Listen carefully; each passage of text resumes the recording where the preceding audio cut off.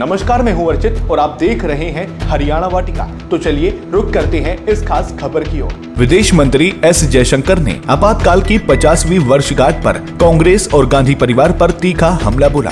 उन्होंने कहा कि आपातकाल इसलिए लगाया गया क्योंकि देश से पहले एक परिवार के हित को रखा गया। उस दौरान न लोकतंत्र बचा न जनता की आवाज। लोग जेलों में बंद थे, देश डर में जी रहा था और परिवार सत्ता का मजा ले रहा था। जयशंकर ने कहा कि कुछ लोग आज संविधान की किताब हाथ में लेकर घूमते हैं, लेकिन दिल में उसका सम्मान नहीं करते।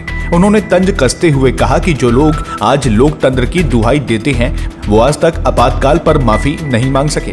जयशंकर ने बताया कि जब वो विदेश सेवा में नए थे, तब उनके सीनियर्स ने उन्हें बताया था कि दुनिया भर में भारत की मदर ऑफ डेमोक्रेसी वाली छवि को गहरा धक्का लगा था। भारत की बहुत आलोचना हुई और भारतीय राजनीतिकों के लिए हालात बेहद कठिन हो गए।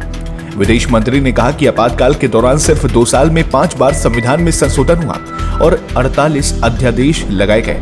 38वें संशोधन में आपातकाल को अदालत में चुनौती देने का अधिकार छीना गया, जबकि 42वें संशोधन में मौलिक अधिकार कमजोर कर दिए गए और न्यायपालिका की शक्ति सीमित की गई।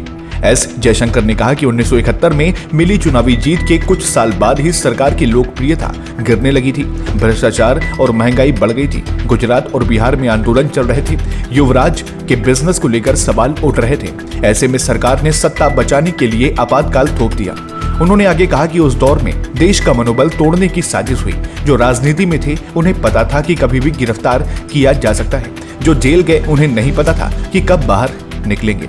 इतना डर और अन्याय शायद ही कभी देखा गया हो। जयशंकर ने कहा कि किस्सा कुर्सी का फिल्म के नाम में ही उस वक्त की असलियत छिपी है। जब परिवार को देश से ऊपर रखा जाता है, तभी आपातकाल जैसे काले अध्याय लिखे जाते हैं।